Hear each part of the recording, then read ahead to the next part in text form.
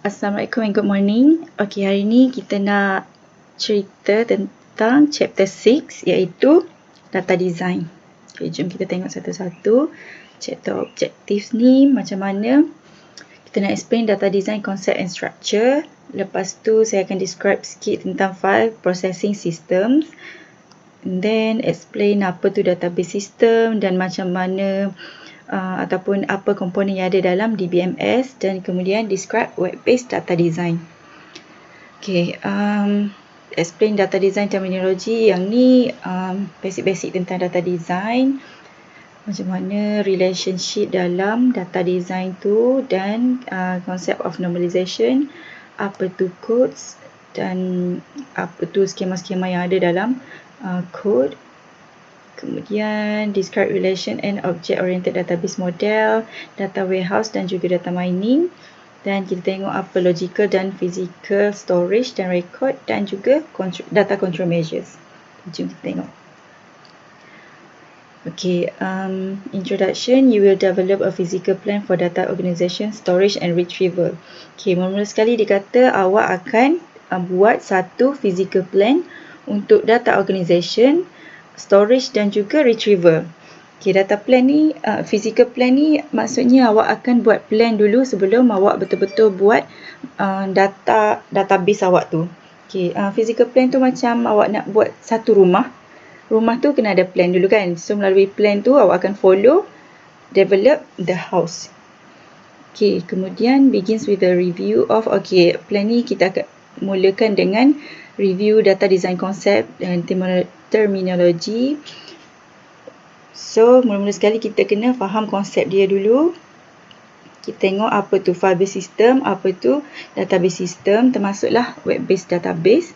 Kemudian kita concludekan discussion kita dengan data storage and access, termasuklah apa tools-tools yang kita guna untuk simpan data dan juga mining data. Okay, ini kita tengok dengan details nanti. Okay, sebelum kita mulakan dengan construct satu information system, sistem analis tu kena faham dulu basic konsep kan. Kalau tak faham basic, macam mana kita nak buat satu sistem tu, termasuklah data structure dan karakteristik tentang file processing dan juga database. Okay, termasuklah web-based database design.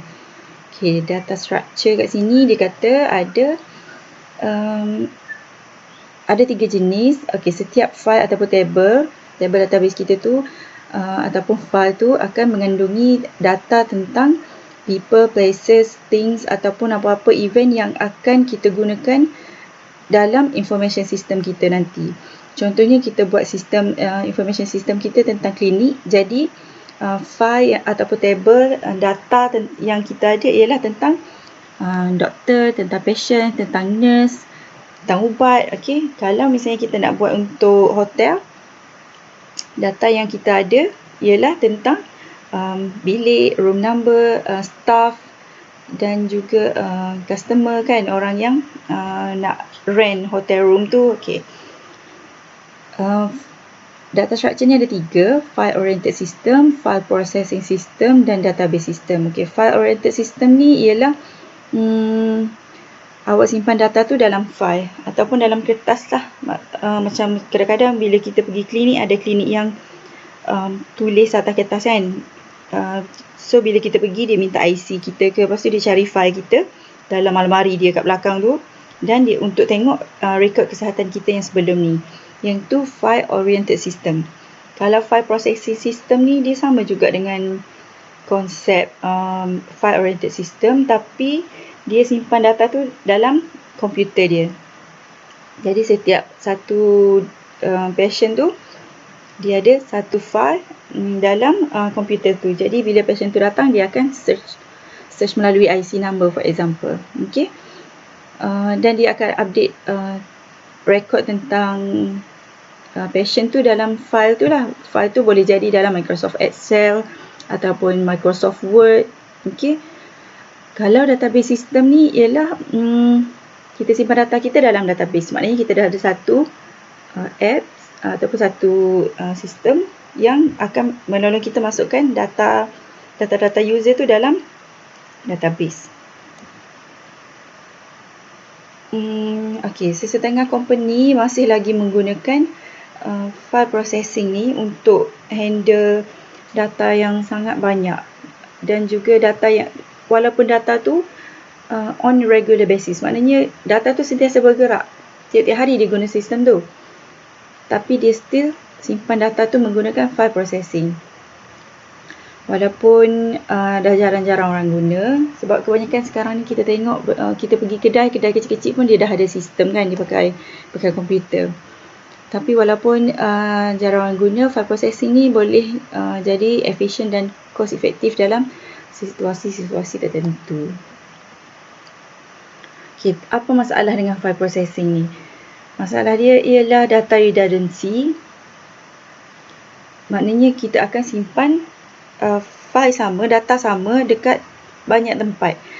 Okey, contohnya awak bekerja di satu company tu ada 5 pekerja, dan 5 pekerja tu dia selling online lah, contohnya selling online system. Setiap kali ada pembelian, pekerja tu akan update, dan data-data yang lepas dia dan contohnya bila ada pekerja baru yang akan buat kerja yang sama, dia akan perlukan file-file yang lepas kan. Jadi kita akan copy semua file yang ada dalam 5 PC pekerja tadi masuk dalam PC dia. Okey, sekarang data yang sama berada pada 6 PC sebab sekarang ada 6 pekerja. Let's say masuk lagi pekerja baru, 7 orang pekerja, dan bila dia nak buat kerja, dia memerlukan data-data company tu, jadi dia akan copy file data tu kepada PC dia. So macam itulah proses dia kalau file processing. Jadi berlakulah data redundancy. Kemudian data integrity. Data integrity ni ialah kebolehpercayaan kepada data tu. Okay, sekarang ni kita dah ada data yang sama dekat 7 PC. For example, 7 PC ni di manage oleh 7 orang, dan it could be one of them ada update data baru dekat ada edit data dekat data-data yang lama. Jadi dekat 6 PC yang lain tu, data tu still data yang lama. Data yang baru hanya diedit dekat PC orang yang edit tu. Faham tak? Kemudian rigid data structure, itu maknanya data structure dia pun kita tak boleh nak tak ada standard yang betul. Okey, company ni buat cara dia, yang ni buat cara dia. Okey, ni jenis-jenis file, file untuk file processing. Kita tengok. Okey, kemudian daripada file system tu, kita akan beralih ke database system. Kalau properly design database system ni, dia akan offer solution kepada problem-problem yang wujud dalam file processing system tadi. Dan database system ni ada framework yang akan tolong kita mengelakkan daripada masalah data redundancy tadi, dan dia juga support real time dynamic environment. Maknanya kalau sistem tu selalu berubah, dan real time kan, sistem yang real time maknanya yang betul-betul real world punya sistem, dia akan selalu berubah, dan database system ni dia boleh support benda tu, perubahan-perubahan tu. Okay, database management system, apa tu DBMS? DBMS ialah collection of tools, features and interface yang akan tolong user untuk add, update ataupun manage, access dan analyze content dalam database. So main advantage untuk DBMS ni ialah offer timely, interactive and flexible data access. So kalau kita nak access data pun cepat, interaktif dan juga fleksibel. Okay, advantage untuk database system ni, scalability. So dia boleh jadi besar dan meluaslah data dia. Better support for client server system. Economy of scale. Economy of scale ni boleh menjimatkan cost. Flexible data sharing, enterprise-wide application, stronger standard. Stronger standard ni maknanya dia dah ada standard yang tertentu, jadi kita follow je. Flexible data sharing, enterprise-wide application ni Maknanya data tu kita simpan dekat satu tempat, tapi semua orang boleh akses dekat situ. Enterprise-wide application ni maknanya dekat mana-mana pun orang boleh akses. Boleh digunakan dengan meluas. Control redundancy, data redundancy tidak akan berlaku. Sebabnya tidak akan ada isu kita terpaksa copy data yang sama kepada beberapa PC. Sebab data tu kita simpan dalam server. Better security, yang ni sebabnya orang tak boleh ambil data tu suka-suka hati. Increase programmer productivity, programmer nak buat kerja pun senang, dan data independence. Maknanya data tu dia tak bergantung kepada apa-apa information system. Tak ada information system pun data tu still boleh wujud. Walaupun trend sekarang ni lebih menuju kepada enterprise-wide database design, tapi banyak lagi company yang menggunakan centralized DBMS dan smaller department level database system. Maknanya dia pakai client server design. Processing dia tu dia share dengan beberapa komputer. Maknanya walaupun dia tak guna betul-betul database, tapi dia dah letak satu, company-company kecil ni dia akan letak satu PC tu as a server. Dia buat macam tu, and then PC-PC lain, user-user lain boleh akses kepada data yang berada di dalam PC tu. DBMS ni provide interface untuk database dengan user yang nak akses data tu. Selain daripada tu, DBMS juga ada Data Manipulation Language, DML, yang ni awak dah belajar dalam subjek database kan. Dan skema, subskema, and Physical Data Repository. Physical Data Repository ni betul-betul tempat awak akan simpan data tu. Skema dan subskema tu contohnya macam satu modul kita pecahkan kepada beberapa modul yang lebih kecil. Itu ialah subskema kepada skema tu. Contohnya kalau klinik, awak ada skema staff, tapi nanti subskema kepada skema staff tu boleh jadi nurse dan doktor ataupun dan juga cleaner.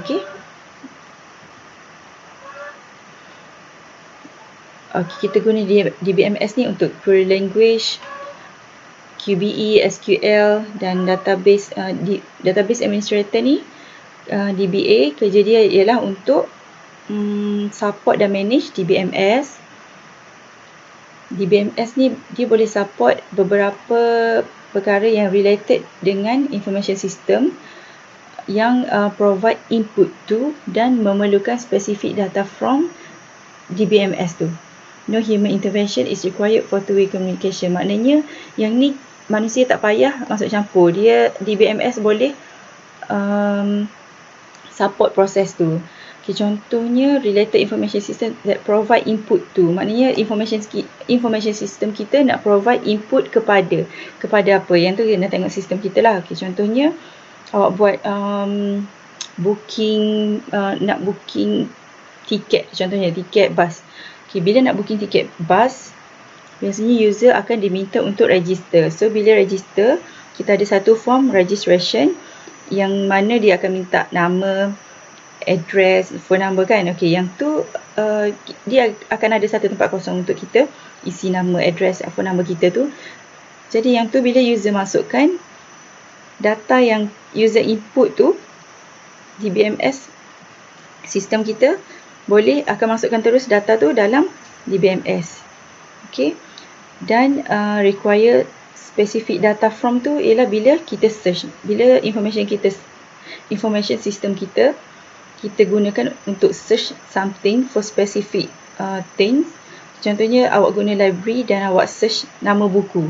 Yang tu DBMS boleh support untuk bagi result tu kan. Maknanya tak ada perlu apa-apa proses lain. Kita search je, nanti information system dan DBMS akan bagi apa yang kita nak tu. DML controls database operation including storing, retrieving, updating and deleting data. DML ni kita dah belajar dalam subjek database ni, yang SQL tu kan, yang storing data, insert into, retrieve data, select stuff from employee contohnya, dan update data, alter table, deleting data. Okay, ini awak dah belajar. Some database product also provide an easy to use graphical environment. Okay, sesetengah database product ni dia juga bagi kita graphical environment yang senang untuk user control buat untuk control apa-apa operation tu. Lagi senang lah, maybe tak payah nak tulis pun, select star tu. Okay, skema. Okay, skema ni macam saya cerita tadi. Okay, skema ni complete definition of a table including description of all field tables relationship is called schema. Maknanya satu table, satu database tu yang ada table, relationship antara table tu dan field dia tu semua tu, yang itu kita panggil skema. Kita boleh define skema ataupun banyak-banyak lagi sub skema. Okay, contohnya specific user, system ataupun location might be permitted to create, retrieve, update or delete data depending on their needs and the company security policy. Okay, contohnya kita ada skema database untuk staff UiTM. Okay, staff UiTM ada HEA, bendahari, lecturer kan. Okay, jadi yang HEA, bendahari dan lecturer tu ikut fakulti tu, itu kita panggil subskema.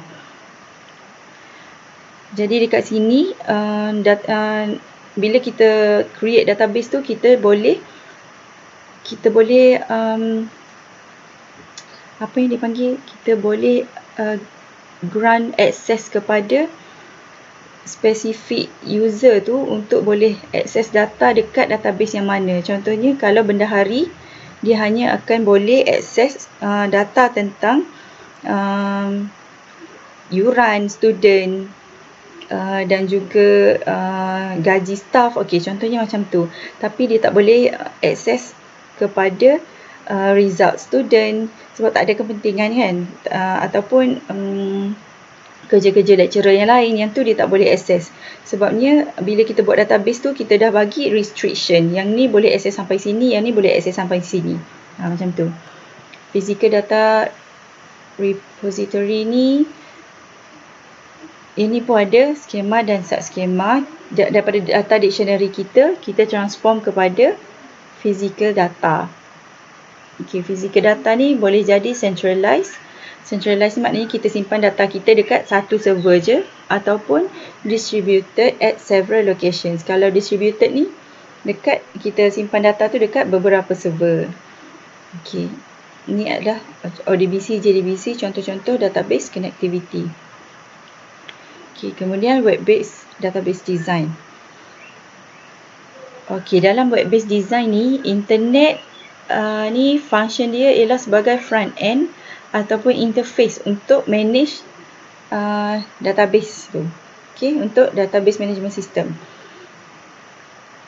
Sebabnya bila kita nak masukkan data kita dalam satu database tu, kita tak ada user yang akan buka database dan insert data satu-satu. Okay, kan? Biasanya dia akan masukkan data dia, okay, contohnya form registration tu, dia akan masukkan data dia dekat front end tu kan, dekat web based design, dekat apa yang kita dah design sebagai interface tu, dan daripada interface tu user masukkan data dia dan data tu akan masuk dalam database. Okay, internet technology provide enormous power and flexibility. Web-based system popular.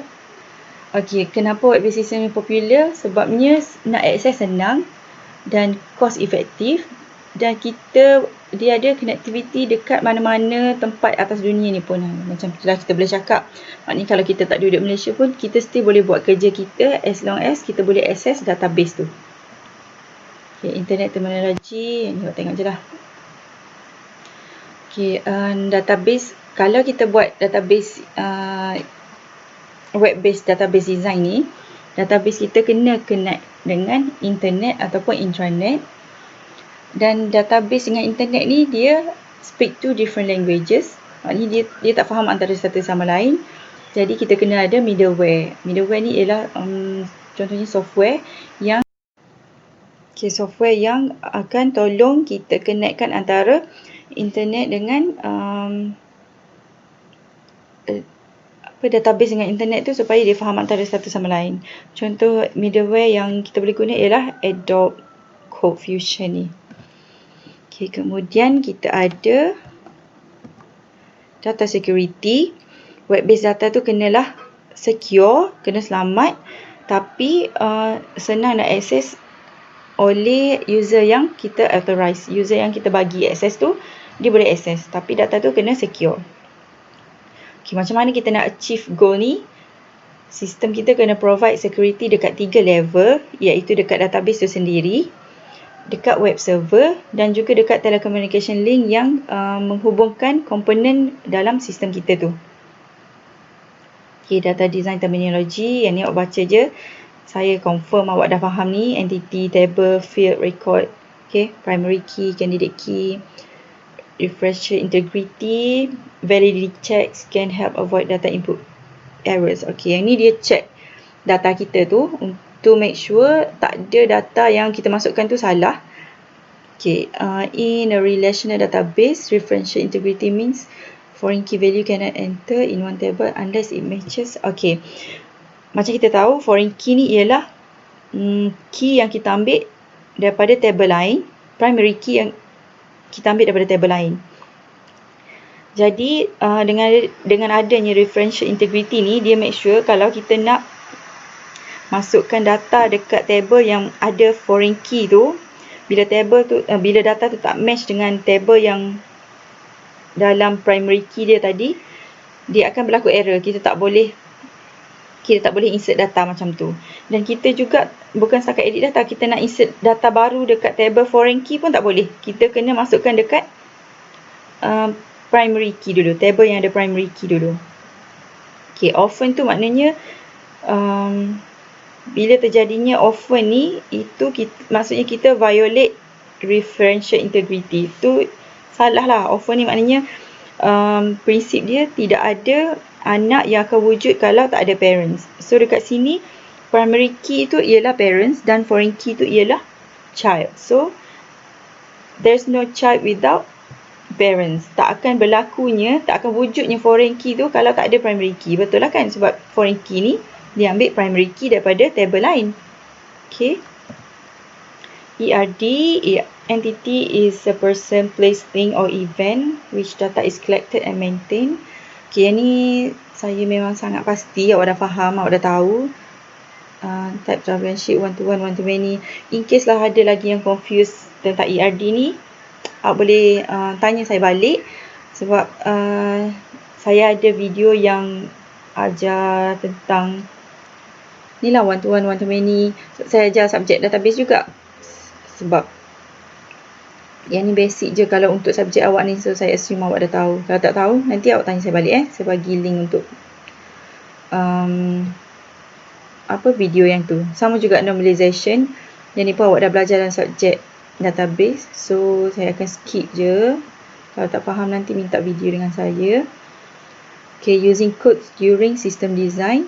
Overview of code. Okay, code ni apa? Code ni ialah satu set huruf ataupun nombor ataupun campur-campur pun boleh untuk represent data item. Code ni kita gunakan untuk simplify output, input ataupun data format.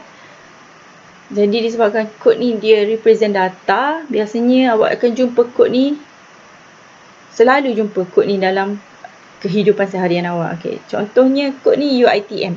UiTM tu sendiri ialah code yang stand for University Technology Mara, kan? Okay, kita guna code ni untuk GMAT storage dan cost, untuk kurangkan data sewaktu transmission, maknanya bila kita buat apa-apa transaction tu dia jadi cepat, dan juga decrease data entry. Okay, mengurangkan masa untuk kita masukkan data tu. Tulis UiTM lagi cepat daripada University Technology Mara, kan? Okey, kemudian boleh kurangkan input error sebab kod ni pendek, senang, kan? Okey, ni jenis-jenis kod. Ini awak baca je jenis-jenis dan contoh-contoh dia. Okey, kemudian developing a code. Macam mana kita nak develop code tu, apa yang kita kena patuhi ni. Macam mana kita nak develop code tu lah. Okay, kena make sure code tu concise dan boleh berkembang. Code tu kena stable dan unik dan juga boleh disusun. Okay, kenapa kena unik? Sebabnya kalau code sama memberi code tu tak unik, nanti kita confuse dengan maksud yang lain. Unik ni maknanya dia satu je yang macam tu, kan? Okay, contohnya kalau kita sebut UiTM, kita dah tahu kita tak akan tertukar dengan Universiti Teknologi Malaysia, kan? Sebabnya dia punya sorry. Okay, sebabnya dia punya kod untuk UiTM dengan UTM tu berbeza. Mengganggunya benda ni. Okay, kemudian avoid confusing code. Jangan gunakan kod yang confuse. Make sure kod tu meaningful. Dan satu kod untuk satu tujuan je. Okay, contohnya nak pakai UiTM, nak pakai Universiti Teknologi Mara, nak pakai UTM juga. Jadi kod tu tak serve single purpose. Jadi tak bolehlah macam tu confuse, okay? Dan kod tu juga kena konsisten. Kena guna nama sama je selalu. Tak boleh tukar-tukar, nanti confuse lah. Sebab tujuan kod ni untuk memudahkan kita masukkan data. Okay, step dalam database design. Mula sekali kita kena create initial ERD, lepas tu assign data element kepada entity, kemudian buat table tu make sure dalam bentuk 3NF, dan kita verify data dictionary entry. Lepas kita buat final ERD dan table tu semua dah normalize, kita boleh transform tu ke dalam bentuk database. Okay, database model. Dalam relational model ni diintroduce pada tahun 1970-an, dan lepas tu dia menjadi popular sebab dia fleksibel dan powerful. Sebabnya semua table tu dia berkaitan dan user boleh request data daripada mana-mana table tu. Dia boleh request data yang dia nak, yang meet specific condition. Maknanya data, contohnya dia nak data pekerja yang gaji 5,000 ke atas. Jadi senang nak carikan dalam relational database. New entities and attributes can be added at any time without restructuring the entire table. Okay, contohnya awak buat clinic management system. Awak ada staff dia ialah nurse dengan doktor. So klinik itu sekarang dah makin besar dan kita akan nak tambah section for dentist. So dentist ialah satu entiti yang baru, dan bila kita ada satu entiti baru, dia akan ada attribute dia yang tersendiri. So kita nak tambah tu, kita boleh tambah macam tu je dalam database. Kita boleh buat satu table untuk dentist. Kita tak akan usik mana-mana table yang ada dalam database yang lain. Table lain kita tak usik, kita tambah macam tu je. Sama juga in case hospital klinik tu dah tak nak pakai nurse, semua doktor nak buat kerja sendiri. So dah nurse tu tak ada, dia boleh delete table, the entire nurse table, macam tu je, kan? Doktor dengan dentist dia wujud tanpa ada apa-apa defect lah dekat table tu. Okay, object oriented database ni biasanya digunakan oleh developer yang menggunakan object oriented analysis process. Sebab dia dah guna object oriented analysis process, so dia naturally akan menggunakan OODB. Okay, data storage and access. Data warehouse, data mart ni ialah contoh tempat kita simpan data. Kat sini banyak sangat data, banyak sangat, dia macam hilang untuk data tu. Okay. Kemudian yang ni tools untuk akses data dengan lebih baik ialah data mining. Mining ni maksudnya gali. Okay. Contohnya emas, gali emas tu.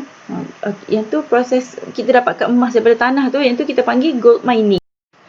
Okay, proses kita gali emas tu kita panggil gold mining. So, samalah dengan data mining ni. Maknanya kita ada banyak-banyak data dan kita nak gali data yang kita boleh guna untuk kita dapat valuable information. Ini biasanya sangat berguna untuk online store. Okay, for example, online shopping. Okay, macam tu. Kalau awak perasan, contohnya awak nak beli laptop kan. Jadi awak pergi dekat Google, awak search laptop yang terbaik. Contohnya kedai laptop murah. Okay, for example, itu yang awak search dekat Google. Dan lepas tu awak pergi dekat Instagram, awak pergi dekat Facebook, awak pergi dekat Twitter, akan ada ads yang berkaitan dengan laptop. Tiba-tiba HP promote laptop dia, tiba-tiba dapat iklan laptop Acer kan. Itu sebabnya dia menggunakan algoritma daripada data mining tu untuk dapatkan untuk directkan user yang berminat untuk dia akan directkan apa-apa iklan yang berkaitan dengan apa yang user tu search. Maknanya dia dapat target market yang betul. Jadi data mining ni boleh menambahkan average pages view per session. Jadi maknanya bila dia dah dapat target market yang betul, awak tengah cari laptop, so bila tiba-tiba awak nak scroll social media, keluar iklan laptop, awak akan klik. Okay. Reduce click to close. Okay. Kalau dia tak pakai algoritma macam tu, dia bagi je iklan tu dekat random people. Contohnya tadi awak nak beli laptop, tiba-tiba dapat iklan tentang Lego. So awak akan klik juga, tapi klik untuk tutup kan. So bila dia dah dapat target market yang betul, dia boleh kurangkan click to close. Dia tak semestinya tak ada terus, sebab maybe awak memang tak suka laptop brand HP. So keluar yang HP, awak akan close juga. Increase check out per visit, maksudnya check out, kita keluar dan beli something daripada kedai tu, sebab website yang promote tu ialah website yang betul-betul apa yang awak nak. So bila dah increase check out, average profit pun akan bertambah.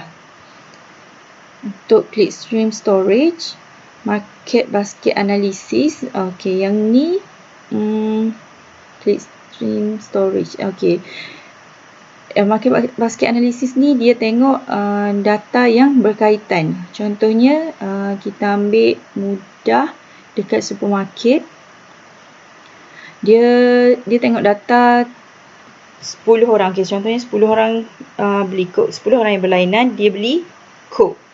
Okay, dan daripada 10 orang tadi, 8 orang pada masa yang sama dia akan beli juga snacks. So kat situ, daripada data tu dia dapat simpulkan bahawa orang yang beli Coke dia akan interested juga in snacks. So dekat supermarket nanti dia akan susun dekat satu rak ni untuk beverages, dan next to beverages punya rak dia akan letak rak untuk snacks. So contohnya kalau kadang-kadang orang ni dia berniat nak beli Coke je, tapi seperti yang kita tahu, orang yang beli Coke ni biasanya dia akan interested juga in snack. So bila dia nampak snack tu, dia akan ambil. So itu boleh increase average profit per check out juga. Okay, logical and physical storage. Logical storage ni dia simpan karakter, data elemen ataupun data item. Logical record. Logical ni maknanya dia bukan yang betul-betul lagi. Yang ni nanti saya tunjuk contoh. Okay, kalau physical storage ni, contohnya awak simpan data tu dekat mana? Dekat hard disk awak, dekat server. Yang tu physical storage. Okay, physically. Kita boleh nampak dia tu apa. Okay, data coding and storage ni ialah macam mana kita simpan data tu dalam bentuk kod. Ini awak tengoklah contoh-contoh kod tu. Okay, untuk data control, file and database control kena masukkan measurement yang sepatutnya untuk make sure data storage kita tu betul, complete dan juga secure. Security ni paling penting kalau bab-bab data ni. So, well-designed DBMS kena provide built-in control dan security feature. Termasuklah subschema. Subschema macam saya cerita tadi. User mana boleh access part mana, user ni tak boleh access part ni, okay? Password, encryption, audit trail files, backup recovery, procedure to maintain data. Backup recovery ni pun penting supaya kita tahu in case apa-apa terjadi yang kepada data kita tu, kita ada recovery plan. Data tu tak akan hilang, data tu tetap selamat. Itu ialah antara data security part juga. Okay, yang ni contoh data control. Okay, tu je dia cerita data control. Okay, so summary. File and table contain data about people, places, things, event that affect the information system. DBMS design ialah sangat powerful dan fleksibel berbanding dengan cara tradisional iaitu file oriented system. ERT, graphic representation, untuk kita tunjuk apa entiti yang kita ada dan juga relationship antara entiti tu.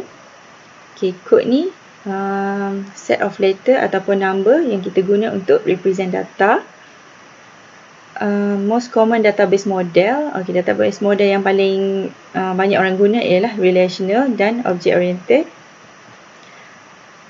Logical storage ni information seen through a user's eye regardless of how or where the information actually is organized or stored. Okay, kat sini kita tengok.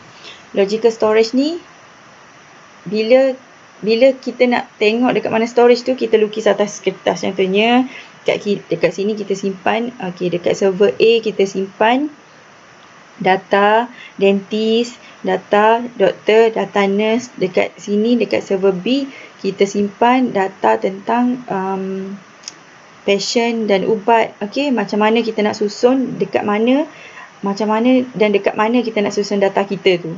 Okay, itu logical storage. Kalau physical storage berkaitan dengan hardware. Okay, nah ini server kita ni, server ni kita boleh point dekat satu server tu. Server ni ada benda ni, server ni ada benda ni, data yang ni. Okay. File and database confirmation include limited access to data, data encryption, backup recovery procedure, audit trail file, internet audit fields. Okay, yang ni untuk database control. Yang ni lebih kepada untuk make sure data kita tu selamat. Okay. Maksudnya itu je lah untuk chapter 6. Saya repeat lagi sekali in case ada lagi yang tak faham tentang relationship, apa yang jadi masa one to one, one to many, dan juga apa yang jadi masa normalization. Kalau ada lagi yang tak faham yang tu, boleh tanya saya balik.